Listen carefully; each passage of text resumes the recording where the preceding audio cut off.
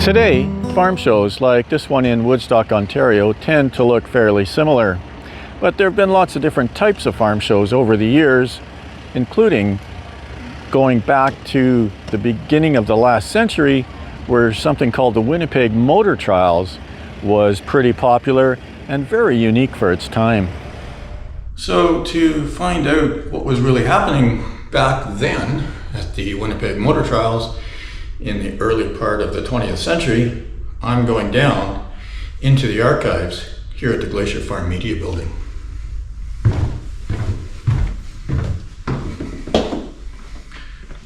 It can be dark as a dungeon down here.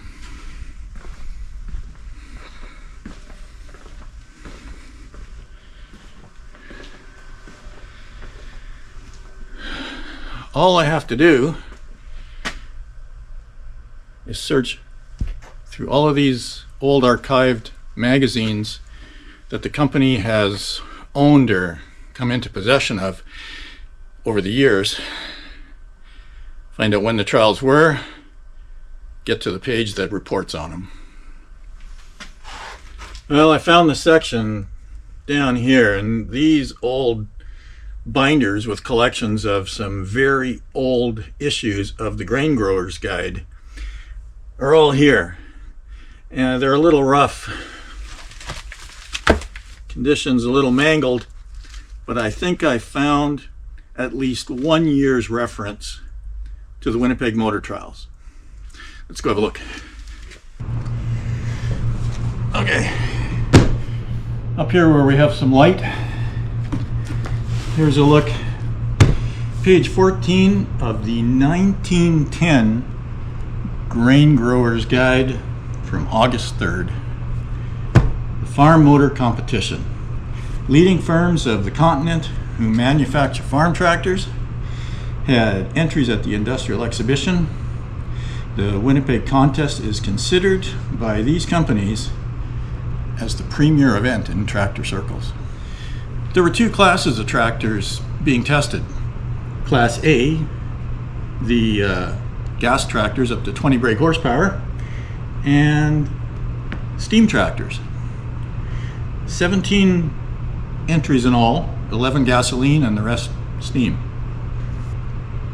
The judges were Professor Davidson of the Iowa State Agricultural College, Professor Chase of the Nebraska College at Lincoln, William Cross, formerly superintendent of the motive power for the Canadian Pacific, so they got a steam guy from the railroad. Engineers were Professor Gregg of the University of Saskatchewan and Professor Smith of the University of Manitoba. So as of this date, final winners have not yet been determined. So a week or so after the trials ended, everybody was still waiting with bated breath to see who got the prize. Well, when I leaf through the records here, issue or two later, turns out the gasoline tractors were the ones that impressed the crowd. And of course, manufacturers took advantage of that. The Gas Traction Company of Winnipeg, Manitoba says here on this full-page ad, well, the great plowing contest is over and the gas traction engine won the gold medal. Under these exhaustive tests, the gas traction engine won first and third place. But the farm motor competition, the tractor trials, were only one part of a very large exhibition here in Winnipeg. Several pages in here are devoted to that fair. And I'll just read you this. Attendance at the Industrial Exhibition this year, 1910, was the largest in the history of the, quote, Great Fair of the Great West, unquote. The exhibits in all classes were bigger and better than ever. Over 200,000 people passed through the gates. That's massive.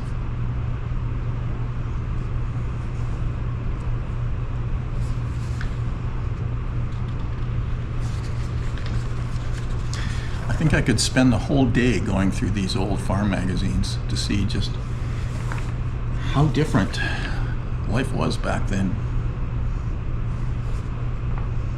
You've got Eaton's selling harness for horses. You've got International Harvester advertisement in here saying the horse is the most inefficient motor on the farm and you should get a new International Harvester tractor. Where are we at now with farm shows? Well, I think farm shows evolved out of what would have been like fairs or county fairs. They were always agriculture-based events, and as they became more urbanized, there became a need for the business of agriculture to get out of those. So I think we really saw in the 50s and 60s a transition in North America from those fair type of events that had ice cream flavors and the fun social type of thing that kind of morphed into that from rural to an urban setting where you tried cotton candy, got on the Ferris wheel, saw the cattle show or the pig show, into what we see today, which agriculture trade show is really about innovation agriculture, the production of agriculture, how to grow the ingredients we use in our food products more efficiently, how can we increase yields to make it a more profitable business for farmers. Why do manufacturers come here? Why do equipment companies come here? Well, I think there's this aspect of an agriculture trade show where the farmers want to get together to see the innovation, see what's new, see what really will help their business.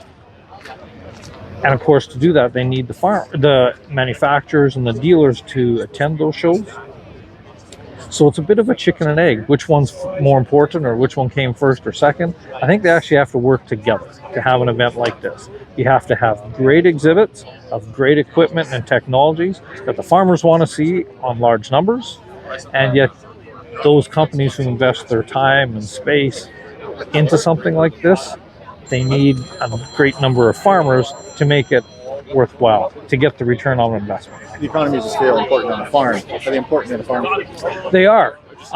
There are hard costs as part of putting on a show, such as your staff, your full-time staff, or the land that you have to purchase, or the equipment you have to acquire or purchase to put the show on and prepare for that show. Those are all hard costs. Whether you have one exhibitor or 1,000 exhibitors, you're still going to have that cost. The more exhibitors you can get, the more people you can get through the gates, balance off those costs, keeps it more efficient for everybody. You see international visitors coming and being an important part of the advertising of farm shows. How important is that? Well, I think there's lots of areas of the country that have types of agriculture that also suit other parts of the world. So for instance, in Western Canada, we'll see there's a lot of canola and small grains that are grown, and there's other areas of the world that do that as well. But we are a leader in that part of that type of agriculture practice. So those countries send representatives and delegations to our shows to see the equipment and the farming practices that will help them to evolve and improve their agricultural practices so they can create more food security for their own country and the regions of the world. Because we're leaders, they come to our shows. And then when they learn about that, where are they going to buy from? Our manufacturers, because they already know how to utilize the equipment they've designed into that agricultural practice. So those international buyers, the delegations are coming here to see the best technology in the world so they can take it back and improve their own farming practices. We've both been to Agritechnica in Germany, probably the premier event in the world. Is it important to go there and take experience from that and then import it here? I think it is, like for two reasons. First of all, as a show manager, we want to go over there and we want to see how they operate their show, how they treat their customers, whether it's the farmers or whether it's the exhibitors, and try to learn some best practices from them. But we also go to those shows to promote our shows. And some of our exhibitors, the manufacturers, will go over there with one piece of equipment. Kind of give them a teaser of what's available if you come to our shows in Canada. So we work with our manufacturers and other delegations from Canada to also promote the opportunity for those international buyers to come here and see what they can to be more efficient on their trip to Canada. And if they can come to a show and see it and then plan for a few days afterward to see a demonstration of it or start negotiating with those manufacturers. It makes a lot more sense for their time. I think you always see the great events, whether it's agriculture or other type of events, they always have to continue to evolve for the customer, whether it's their exhibitors or their attendees.